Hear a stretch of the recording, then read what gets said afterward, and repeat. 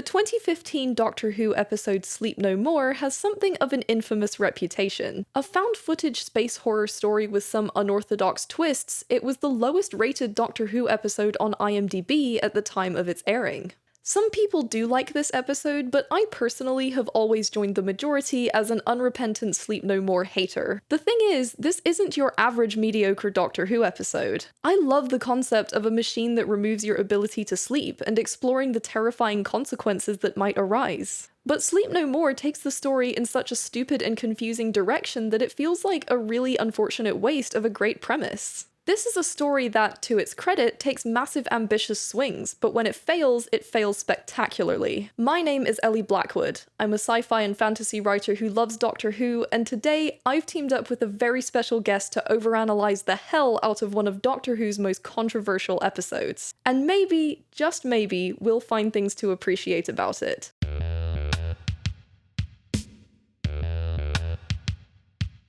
This is an episode that generates a lot of conflicting opinions, so I'm really excited to see your takes about it in the comments, even if they disagree with mine. If you like video essays about books, TV, Doctor Who, and all that jazz, be sure to subscribe to my channel. And also be sure to subscribe to my free monthly newsletter for updates on all my latest projects and content. I recently moved my newsletter to Patreon, so if you join my Patreon free tier, that is the same thing as signing up for the newsletter. And if you want more perks and feel like giving the channel some extra support, I also now have a $5 Patreon tier that comes with access to a bunch of extras each month, like mini podcast episodes, early access to my YouTube videos, and polls about which videos I should make next. You can find all of that linked in the description. Before I introduce my guest and start the discussion, here is a spoilery summary of what happens in Sleep No More. I will be presenting this without comment for now, but trust me, we will have a lot to say about some of these plot twists later. The episode opens with Professor Rasmussen, played by Reece Shearsmith, addressing the camera and explaining that he's put together some footage of something terrible that occurred aboard the Leverrier space station orbiting Neptune's moon Triton.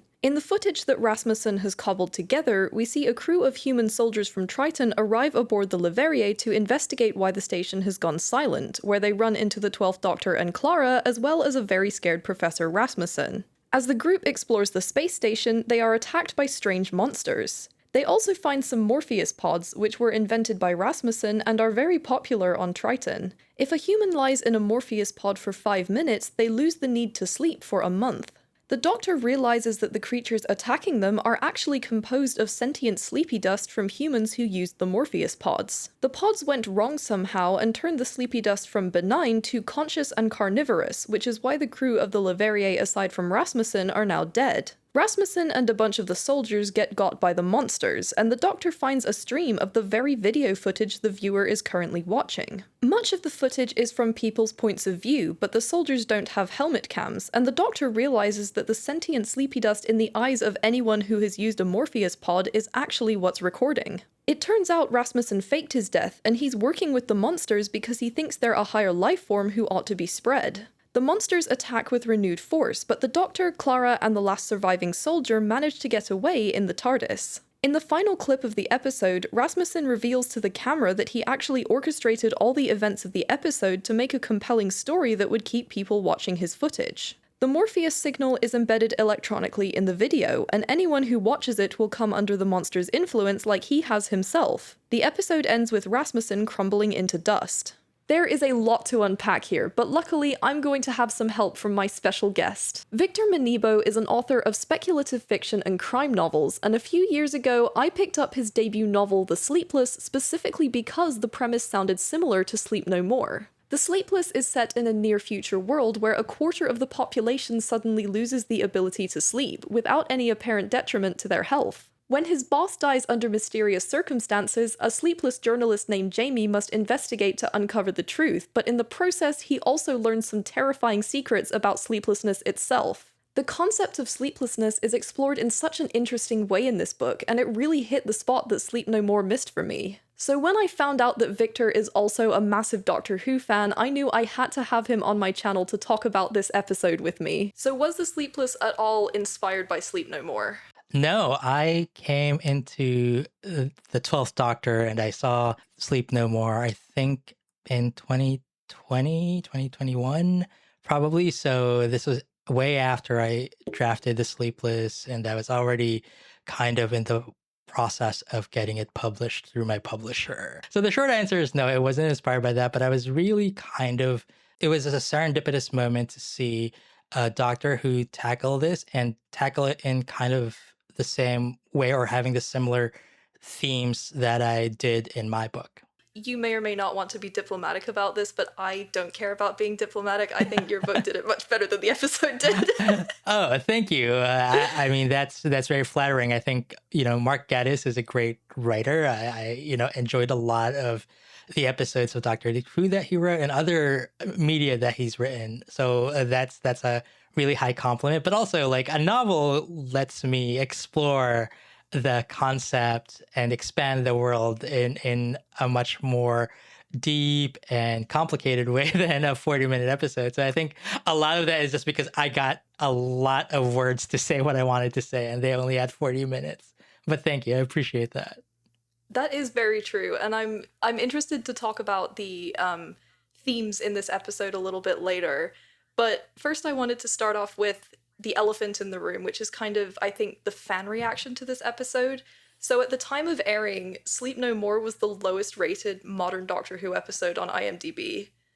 That's lower than things Yeah. like Love and Monsters or Fear Her. So one of the questions I'd love to answer today is, does it deserve that? I think this one had a degree of difficulty as far as Doctor Who episodes goes that was a bit higher than others. It's a found footage format, which I don't think they've done before. Is it the best kind of found footage visual media story that we've seen? Probably not. Then it suffers from the comparison of the episodes that preceded and succeeded it, right? Yeah, because the episode that came before this, I believe, was the Zygon two-parter, where we get one of Capaldi's greatest speeches, where he's giving this massive anti-war speech to the humans and the Zygons, and then immediately after Sleep No More, we get the god tier trilogy of Face the Raven, Heaven Sent, and Hellbent. Yeah, and you had a story arc, a two-parter, and then a three-parter, and then wedged in between is Sleep No More, which is necessary as as a part of storytelling. You have to have a breather. You have to have like peaks and valleys. Not to say that a valley means like it is going to be a bad episode, but something that is not as engaging or intense as the Zygon episodes, and then what I believe is the best 3 episode arc in probably all of television. The only other 3 episode arc I can think of that is as good as that occurred in Mad Men. Capaldi is probably my favorite, or if not my second favorite Doctor, because of those 3 episodes back to back to back. And so, as a viewer, as a fan, looking back on this series, uh, Sleep No More just like almost sticks out like a sore thumb because you have like 5 bangers and then that one in between. I think rewatching it, especially recently, I'm able to approach it as my disappointment comes from the potential it had and how it just was not met. As a writer, I can see the glimmers of like this is where this was trying to go, and it just didn't quite make it there. As much as that's disappointing, you still have to kind of admire the effort and the attempt. I completely agree. This episode is trying a lot of really interesting, unique things. We have to give it some flowers for that. One of the interesting things that stands out about this episode is that it is the first Doctor Who episode to not have a traditional title sequence. So we don't get the theme song, and the episode title and writer credit only appear in the end credits. The closest thing we get to an opening title is that after we get the cold open with Reese Shearsmith talking to the camera and being like, oh, something bad's happened. You then get a scrolling code sequence that features the highlighted letters Doctor Who, but that's basically all you get. What do we think about opening like that? Was that a good artistic decision? Did it help set the stage? Or did it sort of insist upon itself? I like it. I think when I first saw it, I didn't notice it or mind it that as much because I was binging it. But now rewatching it and knowing what this story was going to be about and the kind of form that it's playing with, which is again found footage, I appreciated that because shows me that the writer, the production was really committing to like, this is a piece of found media. Obviously, it's not going to have a title sequence. I think at first, because again, I came into this episode with a certain level of disdain because I'd seen it before and not liked it very much. I was like, oh, you're so special. You're so special to not have a title sequence. Look at you, special little snowflake. But actually, hearing you talk about the found footage aspect and how it is trying to do something different. Actually, you know what? I'll let it have this one. I'm not going to make fun of it for this anymore. I like it when an artist, a writer, a director commits to the bit. If the bit is found footage, let's commit to it. No title sequences. We can say a lot of things about Sleep No More, but we cannot say it didn't commit to the bit. Yeah, it committed to the bit. Did it succeed? That's the discussion, right? So, part of the question of whether or not it succeeded, I think is so tied up in theme with this episode, because I think its biggest crime might be setting up this amazingly scathing critique of capitalist hustle culture and then not really doing anything with it and veering off into, oh no, we have to fight these sleepy dust monsters instead. I refuse to call them sandmen, by the way.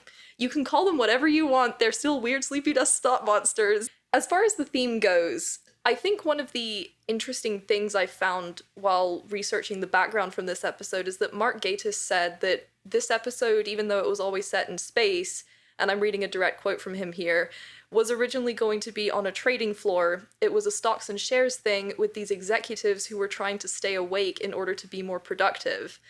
And that to me sounds more directly in line with the critique of capitalist hustle culture than, whoa, sleepy dust monster. Yeah, that sounds like a cool concept, honestly. And actually, fun fact, Mark Gatiss was going to do a sequel to Sleep No More in Series 10, and it was going to be one set in the modern day in London, where they invented the same Morpheus capsules but thousands of years earlier, and the same kind of thing happened. And I think the implication was that that was going to be a lot more about business executives trying to stay awake so they could do more work.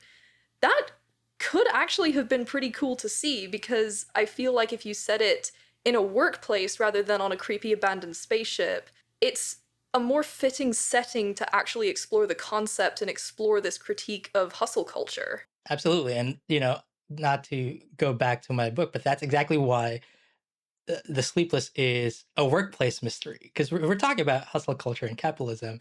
It has to be within the context of work and labor and how that's impacted by sleep or would be impacted by sleeplessness. When I found out that Mark Gatiss was going to write a sequel to it, I was like, oh, that's probably going to go into all the unexplored areas and the potential that I felt was like not met by this episode. And now hearing that it was going to be about high finance, that would have been great. And yours is set in a news corporation, right? I think with me setting it in a news organization, at the time I was thinking about the 24-hour news cycle and how it's just nonstop and relentless. And I think, setting a story about sleeplessness in the world of high finance kind of is similar in that way, because like trading floors don't really close. It's a global thing, right? And sleeplessness is valued by those investment bankers and brokers, and they do use stimulants to stave off sleep. Famously, they do cocaine. So a story that is related to Sleep No More, set in that kind of place and time, would be perfect. So I'm really glad you brought up the Sleepless, because that was actually what I was going to ask you about next. When you were writing the Sleepless, what things did you think were important for you to explore with the concept? I think really because of how I conceptualized this story or how it came about, it was really important for me to talk about our relationship with work. The Sleepless came to me during a time when I was like just particularly tired about being an adult and working and having all these other things that I have to handle aside from work, social obligations, family obligations. I have a pet, I have a relationship, I have my health to take care of. And there are not enough hours in the day, and a lot of those hours are taken by work. and how I think for most people, given the option to have more hours where they don't need sleep, they would probably spend that time working. And what does that say about how we live now, or at least how we were living back in 2017, 2018 when I was thinking about these things, right? I think from then till now, people's relationship to work has changed, especially with COVID. At least now we're not so tied physically to work. Um, we don't have to be at a certain place at a certain time to work, or at least not as many people have to do that. I think more people now are aware of, like, you know what, maybe I don't have to optimize everything all the time. Maybe I don't have to hustle and have like 6 gigs on top of my 9 to 5. Maybe I need to reprioritize my life and not think about making money all the time. Yeah, maybe this is dehumanizing. And actually, there is perhaps an interesting layer in Sleep No More where if you are forced to use these Morpheus pods, and I was honestly never really clear on whether the sleepy dust monsters were the people that were sleeping in the pod or if they sort of coalesced from the sleepy dust that came from the people that used the pods. Right. My interpretation when I first saw it was like those were the people in the pods. But then rewatching it, I was like, no, the Sandmen were a byproduct. But then I'm like, neither one necessarily makes sense anyway. So, like, as the ending says, like, none of this makes sense. Oh, we'll talk about the ending in a bit. So, if we assume that it is the people turning into the sleepy dust monsters, there could be a metaphor in there for how capitalism and hustle culture and the push to work and never take any time to rest is dehumanizing. It is Yeah. literally taking away your humanity and turning you into a mindless monster. But I think that is a very generous reading of the episode. It's definitely one of the underdeveloped parts of the episode, right? Because my understanding was, or at least like on rewatch, you compress sleep into like a few minutes, right? And then you're able to like go about your day and like work and make money. And so if the pods made you into a Sandman, that wouldn't happen. It's a very bad business model. So, one of the things I find really frustrating about how this episode handles its themes is that I actually don't think it does a good enough job of articulating to the audience why the Morpheus pods are bad. The people living on Triton have been using these Morpheus pods for a long time, and none of them have turned into sleepy dust monsters. The captain of the crew says, well, I've used this pod loads of times and I've never turned into a sleepy dust monster. And then they say something like, oh, well, these ones, they're Morpheus 2.0. But the message of the episode is that all of the sleep pods are bad, even the ones that apparently haven't been creating these sleepy dust monsters. And you get the doctor and the crew member Chopra giving their reasonings for why they don't like the sleep pods in concept. And I get that, but I also don't know that your average viewer would necessarily be convinced that the sleep pods are a bad idea in general, because it's not that, oh, sleep is fun and we like doing it. It's that there is a corporation that has created these in order to make people work more. And I think the average person watching this episode might be like, well, I'd actually quite like to not have to sleep. That could be fun. I could have more time to do things that I want to do. But realistically, it would be your employer making you work more, or you would pick up a part-time job to earn more money. And there's this hologram that you see in the episode that's sort of like an ad for the Morpheus pods. And it's a really interesting and creepy and well done ad. There's a line where she says, you will then have more time to work. So the point of these sleep pods is not to give people more leisure time or time to spend with their families or to create art. The point is to make people work more. And the episode just doesn't really stick on that very much. It sort of goes into this weird, the sleep pods are bad because they make sleepy dust monsters. Well, so if there were no sleepy dust monsters, would there be a problem? Right. And I think, this is coming from the writing wanting to pursue two tracks, right? On the one hand, it wants to be this found footage space horror episode, and it also wants to say something. And uh, blending them together wasn't seamless in this one. If you're trying to say capitalism is bad because of this, and this is what capitalism is forcing people to want to do to themselves, to take away sleep, which is so inherent and so natural. If this is what people are being forced into, or what people are choosing to do to themselves for the sake of being able to work more and make more money for big corporations, the sleepy dust monsters are a distraction. It's exciting and it's fun, but thematically it just doesn't dovetail. With my book, with the Sleepless, at least I try to like meld both of those things. Number one, the critique is there, and it is clearer. And again, it's clearer because it's in a novel form. And I can like go on in like several pages and paragraphs about what I think about capitalism, or what different characters will think about the technology, or this ability to not sleep. But at the same time, I have these actual kind of adverse consequences, not quite a sleepy dust monster, but like the downsides of sleeplessness is very clear and kind of ties into what it means to be human, and what parts of ourselves we lose when we don't sleep. I think that's exactly one of the major reasons why I think The Sleepless does this concept so much better than Sleep No More, because in Sleep No More, the villain is externalized. It's Hmm. separated from the critique of why a corporation forcing you not to sleep is a problem.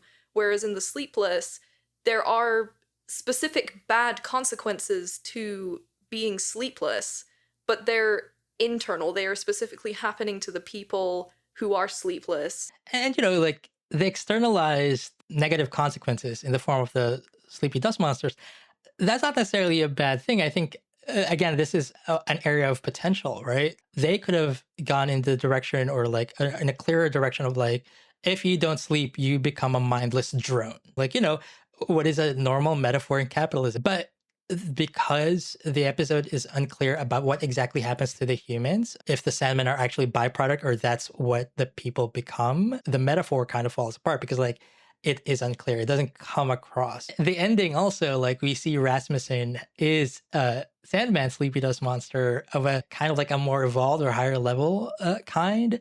So that also raises a lot more questions, right? And so like if the metaphor is like, if you don't sleep, if you become a slave to capitalism, you become a mindless drone. Well, Rasmussen in this case isn't actually a mindless drone. He is very intelligent and smart, and he in fact represents capitalism.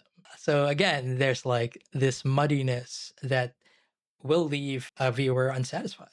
Yeah. So I wanted to ask what you thought of how well the story did as a found footage story, because it was really inventive and interesting and cool. I did think that some of the editing was kind of confusing and choppy during the action sequences. There's this particular scene where Deep Ando is trying to open a room, and the computer is being like, you gotta sing the song, you gotta sing the Mhm. Sandman song. And finally it lets him in, and the way it was edited, I thought he was like getting forcibly pulled into the room. But then Oh you yeah. see him and he's like staring out the window, all okay, and he's like, whew, I got into the room. And then he turns around and there's a Sandman behind him. There were a couple of moments like that where I was like, I don't quite know what's going on. Right. And, that moment where you're kind of unsure about what you're watching, it's hard for me to tell if that was intentional or just bad editing, right? Because the conceit of the episode is that this is all found footage. This is all something that Rasmussen kind of chopped together to package, to distribute, so that like the Sandman can take over human bodies, presumably. I'm still not clear on this.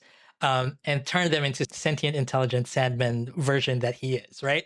I think that's what's going on. When they're choppy editing or like weird camera angles, I'm left to think like, is this a mess up, or is this like just an inelegant way to go about presenting this scene, or is this part of the fact that like Rasmussen is telling a disjointed story? It's interesting that raises that question in me, but I think to be more successful in doing it, it should raise that question in me, and I should land onto the side of like, but I think this is intentional. So, this is an episode that's been edited together on purpose to create a story. In some ways, does it kind of feel like a bit of an excuse for why some things don't make sense? I hope not. I hope like nobody goes into writing something saying like, "Oh, this was intentionally supposed to be bad." I think they set out to use this subgenre or this medium of found footage and tease it apart and kind of deconstruct it and play around with it, right? I think it was a really cool moment when the 12th Doctor says, like, tell me what you said again. And then the soldier says, no, we don't have helmet cams. And so that raises the question of like, well, how can we have found footage if there is no recording device? Where is this coming from? I thought that was really cool. So the writers and the director, they were really trying to kind of play around with found footage here. So you don't think that it's used as a crutch? I don't think so. Or at least I don't think that they set out to do that. If you're coming to this after the fact and you are a Doctor Who apologist, you might say, like, well, it's meant to be bad because Rasmussen is like not a natural storyteller, he's not even human. He doesn't know, how to tell a coherent story. And like, it's so bad that our characters were able to see through it. There's this moment where the Doctor is pointing out, this was very neat. It's like a story. So he has worked out toward the end that someone is manipulating events to happen in a specific way. There is actually a line where he says, "This doesn't even make sense." And I was like, Yeah. same dude. Yeah. I don't know what's going on either. And that's bad, right? I think the feeling that's supposed to be elicited from the viewer is like, you're right, it doesn't make sense. And why doesn't it make sense? It doesn't make sense because it's all made up. It's an unreliable narrator. It's a story. We're being fed a lie. That is the reaction, ideally, of the viewer, not, you're right, it doesn't make sense. This is all a mess. That's the problem to me. It's not that it doesn't make sense in the sort of edited, narrated version that Rasmussen is presenting. It's the fact that after you find out what's really going on, it still doesn't make sense. It still doesn't make sense. Do you think that part of the issue is the particular show that this is a part of? Because Doctor Who is relatively tropey sometimes. Each individual story will have these escalating plot beats. And within the world of Doctor Who, those are things that are happening in real life to the characters just as part of the adventure. So if you're going into to Sleep No More knowing that it's a Doctor Who episode and expecting those kinds of escalating logical plot beats, does that actually work very well as a twist? Because ideally, if you have a big twist like that, there should be things throughout the episode that make the viewer question things a bit more about, wait a minute, it is actually weird that this is progressing so perfectly, but it is progressing like a normal Doctor Who episode, and you just occasionally get the 12th Doctor being like, well, that's a very neat turn of events. And it's like, dude, you deal with these situations all the time and you never question them. I guess this goes into what I was saying earlier about the degree of difficulty of this episode. It is a very meta episode. And so, like, when you're trying to do meta commentary on the form of the show itself and the story structure itself and like narration and point of view, that makes it a lot more difficult. As a writer, you have to take the viewer and make it kind of a little bit clearer to them which parts are like, no, this is the actual story, or like, this is the story commenting on the story. And I think with Doctor Who being such a out there and wacky show as it is, you kind of have to go big or go home if you're going to go meta.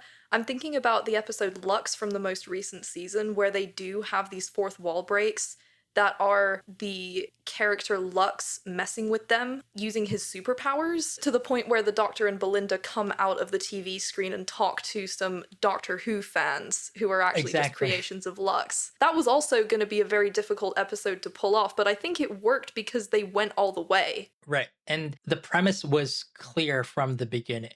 In Sleep No More, the premise of the found footage and all of this being story is the mystery. It's like something that isn't answered until the end.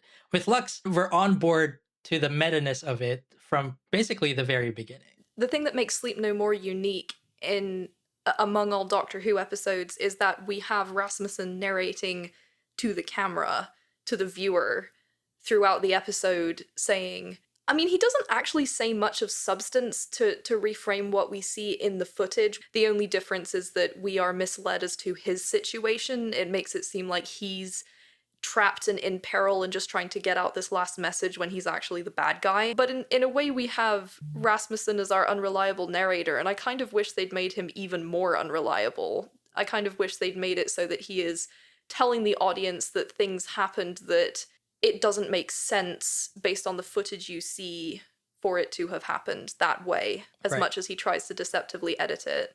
And I did want to ask you about how you go about unreliable narration, because in the Sleepless, I don't know that Jamie is an unreliable narrator in the traditional sense, but you definitely can't entirely trust things actually happened the way that he remembers or perceives them to have happened. So I was wondering how you go about writing unreliable narration in a way that feels satisfying and not like Sleep No More, where you just occasionally have a character be like, oh, I'm totally not the bad guy. Oh, surprise, I was the bad guy.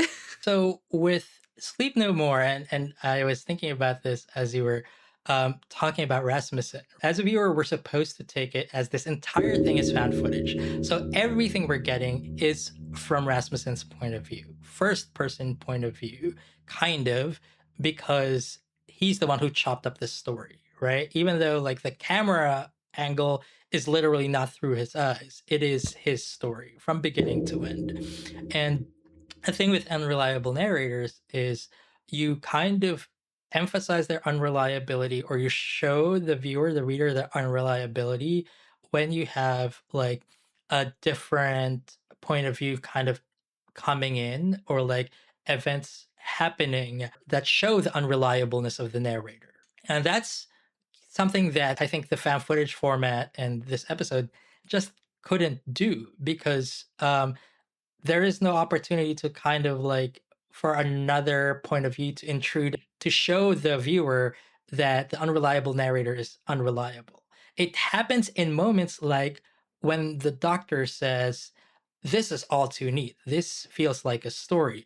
That is kind of, I think, the writer's attempt to point out, like, hey, this is all unreliable. Rasmussen, whatever you're hearing, he's not the victim. And when the doctor says those lines, it feels like it doesn't make sense, because Rasmussen theoretically would not be showing that in his found footage story, right? Like he wouldn't be pointing out that Yeah. like this is flawed. I mean, also toward the end, like Rasmussen wouldn't be pointing out that like actually I'm the bad guy and now you've been infected. I told you not to watch this film, but you still did it. Haha. Yeah, I I guess he mean, just couldn't help himself you gloating.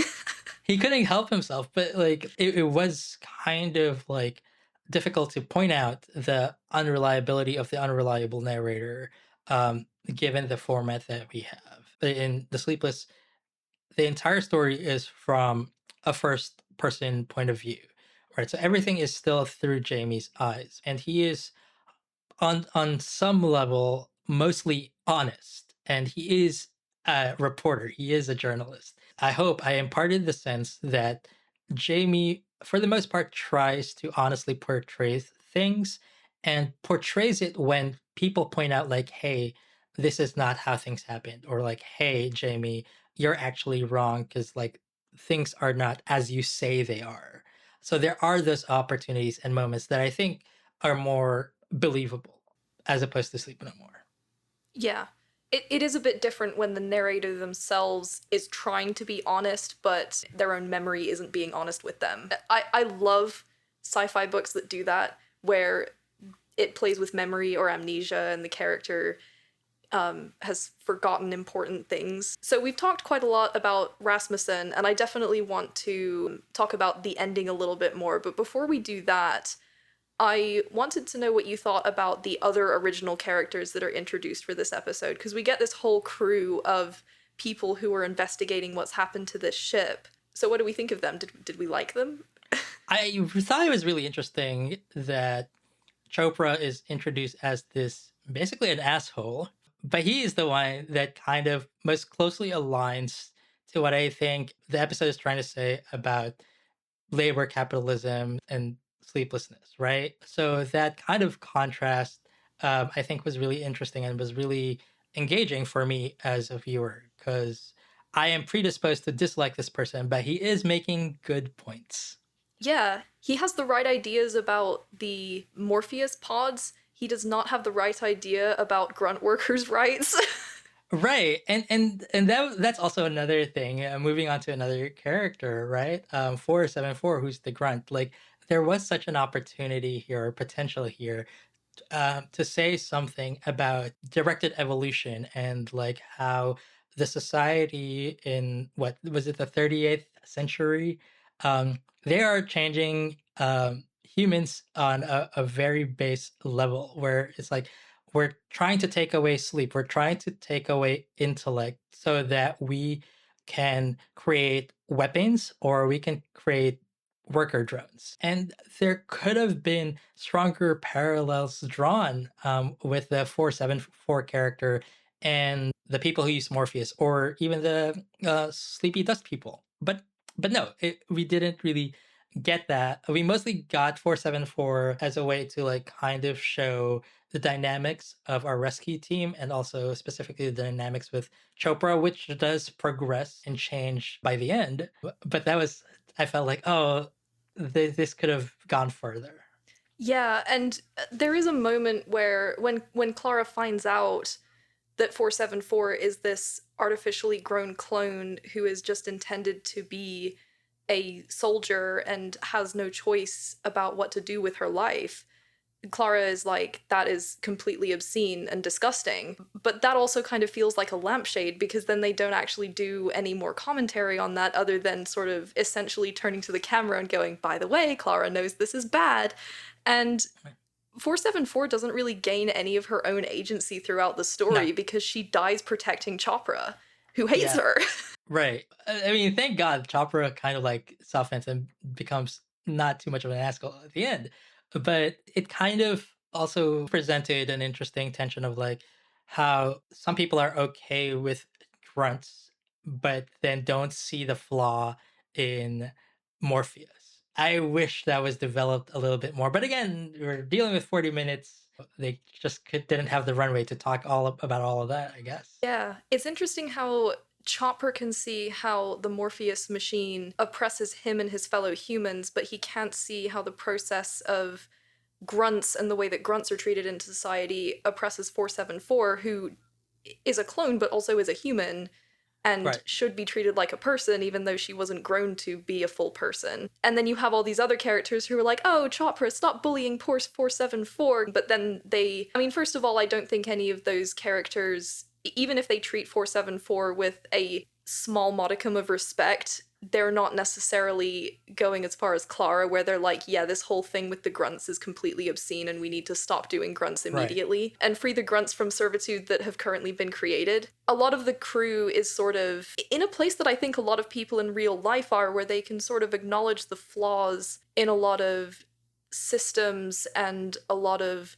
societal norms that we have, but they're not really willing to do anything about them. Right. And they either have a sense of resignation about it or a sense of like, but it's for the greater good, or like, but it benefits me in some way. It's kind of relatable in the sense of like most of us living in these times and capitalistic, fascistic societies are made to compromise a little bit or like end up compromising a little bit because it's complicated and because these systems are bigger than we are. So this episode is one of the very few episodes in New Who, and perhaps the only episode in New Who where the villains actually win. Like, Rasmussen's plot succeeded. I mean, the Doctor and Clara get away in the TARDIS safely, but he has sent out his message, his electronic signal that is going to turn people into the mindless Sandman zombies. Was it deserved in this instance? Did we want to see the Doctor beat Rasmussen? Do we want the Doctor to win? Yes, of course. Um, I don't think this episode allows us to see that part of the story, right? Because presumably, after the Doctor and Clara leaving the TARDIS, it doesn't end there. The Doctor, when you pique his curiosity, he's not just gonna let that go. It's like, oh, that's weird. Goodbye. He's gonna pursue that, and presumably, I would like to think he did pursue it and fixed it, and that's that. However, because again we are dealing with this form, we don't get to see that part of the story. We're left to assume it. So, just judging the episode as a whole, I think it works because a lot of found footage media, that is how things end. It's the infection. The found footage is supposed to be either literal infection or like at least the concept of it is it infects and affects the real world. So the episode was being true to the format and the tropes of the subgenre and the medium that it was playing in. That's a good point, actually, because when you put it like that, the episode kind of couldn't have ended any other way to fit the conventions of the found footage genre. I have moved from being neutral to actually that was a good artistic decision for this form. In some ways, it's a bit of a downer ending, but like we said, it kind of felt earned because of the genre. So, not to spoil any of like your books, but you have written stories that don't have a straightforward happy ending. So, if you were writing a story like this where the bad guys ultimately win, what would you consider and how would you make that kind of ending satisfying? I think the bad guys winning isn't always a bad ending because, at least for me, obviously, as a baseline, bad guys winning is bad, right? But a story ending is in the context of this story. And what is the story I'm trying to tell with the Sleepless without giving too much away? It is a story about sleeplessness and how the world is changed by sleeplessness, and it's talking about capitalism and our relationship with our work. But it's also the story of one person and his journey through sleeplessness and solving his mentor's death and all these other questions. Even though the book might be viewed as, well, the bad guys are still in power, etc. Jamie gets the resolution that he needs in that moment of his life. And I think he walks away from this story with a sense of calm and peace. And not necessarily everything is tied up in a bow, but this is where I'm meant to be at the end of things. And I love writing those kinds of endings because it just kind of presents the complexity of human life, where everything around us is horrible. Um, Everything is bad, but we ourselves are good or doing our best or kind of struggling and making our way in all of the shit that's going around all around us. Would people call that a happy ending? Not necessarily. Maybe it's not your traditional view of what a happy ending is, but it is the satisfying ending for that character, for that story that I'm trying to tell. And I think it's more realistic. In some ways that's more cathartic because it's all very well and good sometimes to read endings where, oh, everything's great, we defeated the bad guys, we took down the oppressive system, everything's all well and good and fine and dandy now. But most people don't have the power to do that in reality. Sometimes it can be a little bit more hopeful to not have an ending where everything's fine at the end, but you can see how the characters are making the best of what they have and doing what they can in their own lives to be happy and help others. So Yeah, absolutely. And that's what I'm trying to do with all these stories is present something that feels real to how things are and how people are and how, some people do have the means to change things on a macro level, but most people don't. And then how do you navigate life in that kind of position of like powerlessness? I was just reminded of the quote, the song is ending, but the story never ends from Doctor Who. And Yeah, that's basically what you were describing. You know, the specific story that you're writing might be over, but there's more that comes after. right.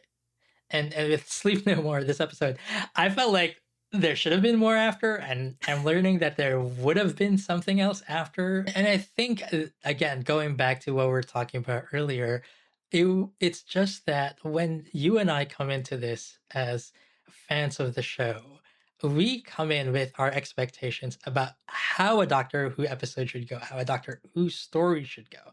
But this is different, and they were intentionally telling us this is different. We're trying to do something different here. Maybe I didn't care for it at first, but after like you and I have talked about it and broken it down, now we're seeing like, oh, okay, that's why this was. And I guess that makes sense. And I guess that's a little more forgivable and not much of a turnoff anymore. Um, and that just comes with the territory of trying something new and going for something that's not in within the formula, which I do encourage in my own work and in other people's work.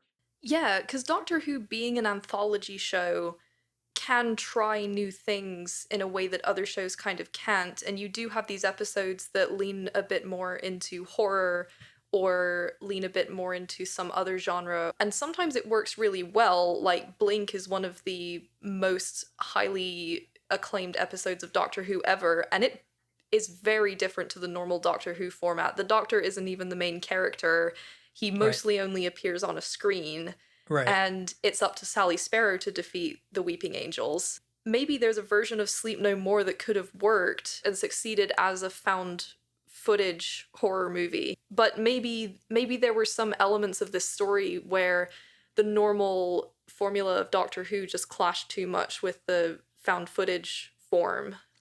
I think that might be it too. It's maybe just not ideal for a Doctor Who episode to be found footage, especially when you're trying to like make commentary not just on the medium but like on story structure and how stories are told and how and unreliable narrators and point of view and like literal like camera angles that we're where we're seeing a story come from, right? That's a lot of work. And again, this ups the degree of difficulty of the episode. And I'm not saying that Doctor Who can't do it, but I think that, you know, as a viewer, I'm just not primed to it. Like I'm thinking about this episode now. If like, what if this was just like a straight like told story where it's not a found footage, where Doctor and Clara land on this ship, meet the rescue crew, come up against the Sandman, Rasmussen, unravel the whole thing, and then, you know, somehow defeat Rasmussen, destroy the Morpheus machines, and then leave.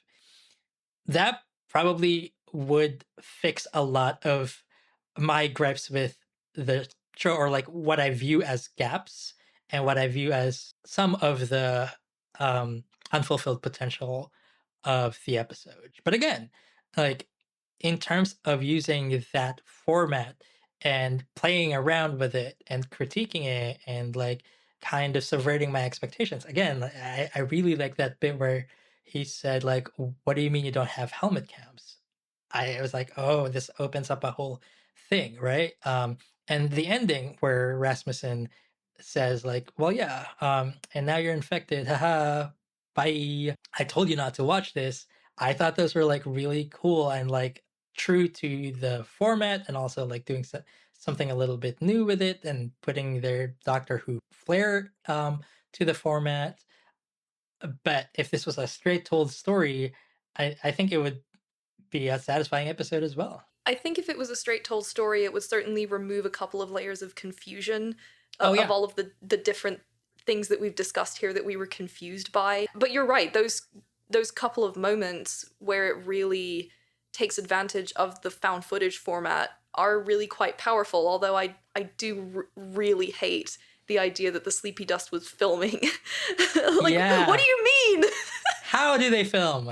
Psychic sentience, blah blah blah. Like I don't care. Yeah, I don't like the Sleepy that's Dust. what I mean. That's one of the Doctor Who things that like, yeah, you gotta just go with it. Yeah, maybe the sentient sleepy dust is from the Doctor Who side of the house. And that, well, I don't know, even then it's pretty stupid even for Doctor Who. Yes, yes, yes, it is. And this is something that the Sleepless kind of deals with too, is like techno surveillance and the surveillance apparatus of like corporations in the state. And I was like, oh, are they gonna talk about that? And like, no, of course not. It's again one of those things that like could have fit the theme of like capitalism is so pervasive, it invades everything. The very air that we breathe, our very thoughts, our minds, our sleep is invaded by capitalism. Let's go further with this. And they didn't, and understandably so. Again, 40 minutes. Because in the Sleepless, the characters have these like POV cams, don't they? Yeah, they do. It's kind of like like what used to be Google Glass at the time when I was writing it. So it's similar to like the Meta eyewear that Meta now has. Maybe if they had used a concept similar to the one that you used in the Sleepless, it would tie in better with the themes while also still allowing them to do found footage. So what I'm getting from this is that the Sleepless should get a movie adaptation that is a found footage movie. Listen, it's doable. I think Netflix, call me. The book does deal with a lot of what we've been talking about the reliability of one's memories and perceptions of things. Point of view is something that I really like to play around with in my work, in The Sleepless, and in my other books. So I think it would be really cool, like if it was like a Google Glass or Meta Glasses kind of inflected story, and it's The Sleepless. So yeah, Yeah. There's a Ted Chiang short story. I think it's called The Truth of Fact, The Truth of the Feeling. fiction. Yeah. Oh my God, so good, So good! so good. Made But me it's the cry. It made me cry. Yeah, all of his stories make me cry all the time. yeah, But it's the one about where people get a device or an implant or something that allows them to record their memories, yes, and the main character finds out that this very pivotal event in his life actually didn't play out the way he thought it did after he yeah. watched it through his daughter's recording of it. And so that's really interesting how there can be this disconnect between how people perceive things from within their own minds versus how it would be perceived by this cold, unfeeling camera, Right. which in some ways you could argue that's more objective, but it doesn't capture the feeling of the person doing the perceiving. And in some ways, maybe that's kind of why the found footage genre can be so interesting, because the camera doesn't have the same feeling that the person does who's experiencing the events in the story. And when you're not doing a found footage movie, you can do, all these close-up shots and make things feel a little bit more intimate with the characters rather than having to just see them being passively watched by a camera. Maybe one of the reasons why it didn't succeed as well with really tackling the concept and the themes is because the only engagement we get with them really is the Doctor and Chopra telling us how they feel. And maybe it would have been more powerful if we didn't have to just sit there watching them do a speech, and if instead we could, for example, get a little bit more into Clara's head when she accidentally gets locked in a Morpheus pod. What's that experience like? Does she feel like she's lost something by not being able to get a full night's sleep? Does she feel weird about the fact that she's just been using this pod that people in this century are forced to use so they can work more? And we could have gotten more of those emotions about what do you lose from having to use the Morpheus pods. Yeah, no, absolutely. I mean, personally, I would be more interested in that story, right? But Rasmussen would not be interested in putting that in his final cut, right? Like, because of the choice to do the found footage, we did lose interiority. We did lose a lot of the meaty conversations about big ideas that I've come to love about Doctor Who episodes. And that's a loss to me because I'm like, oh, that's what I would like. I mean, at the end of the day, it was Mark Gatiss' attempt at a story that he wanted to tell, and I respect the vision of what he was going for. I just don't think it really panned out for various reasons. I would rather someone do a big swing rather than pull their punches, right? Do the attempt, do the glorious attempt, and gloriously fail. You know what? Maybe the real critique against capitalism is actually sometimes we can make bad art just for the sake of making bad art, just because it's enjoyable and we like it, and it doesn't have to be all about making money and smashing viewing figures and getting all of the rave reviews.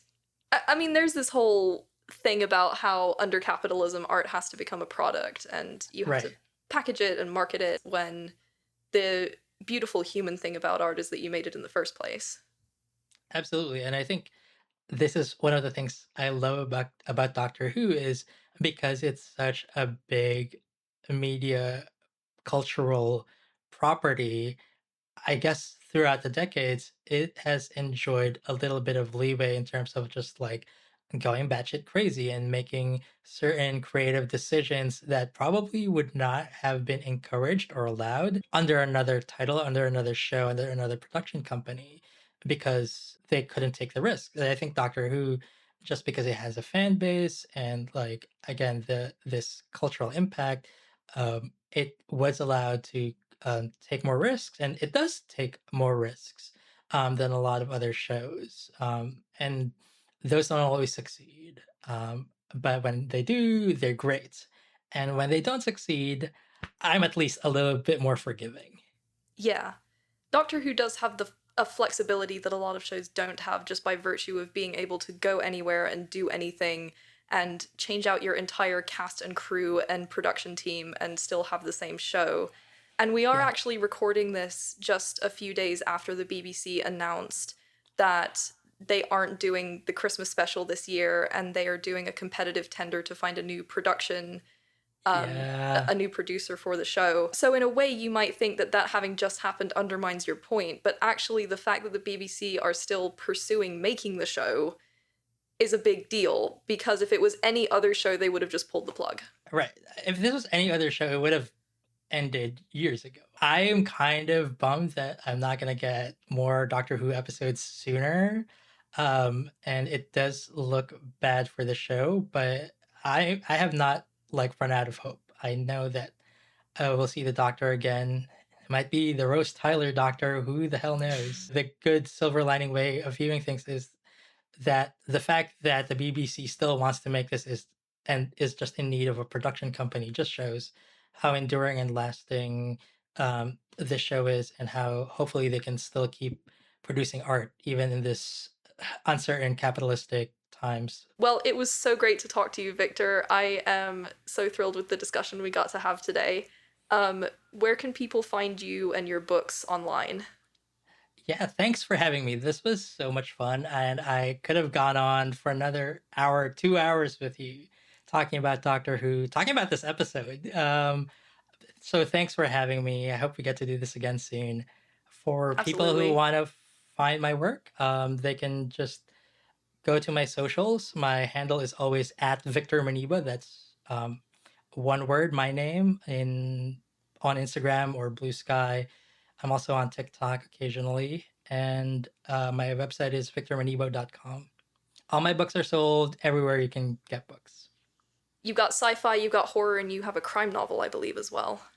That's correct. I just write whatever I want to write in whatever genre, which is why I like Doctor Who, because Doctor Who just plays around with any genre they want, which I think is great. I'm so grateful to Victor for taking the time to yap about Doctor Who with me, and I hope you enjoyed our discussion as well. Did you agree with our opinions here, or do you have a different take? Let me know all your thoughts in the comments, because I'm super excited to discuss. If you enjoyed this video, be sure to give it a like and subscribe to my channel for more Doctor Who analysis. And also be sure to join my free monthly newsletter or my insiders tier over on Patreon to get updates on my latest projects, bonus content, and more. The link to that is in the description. Thank you all so much for watching, and I'll see you next time.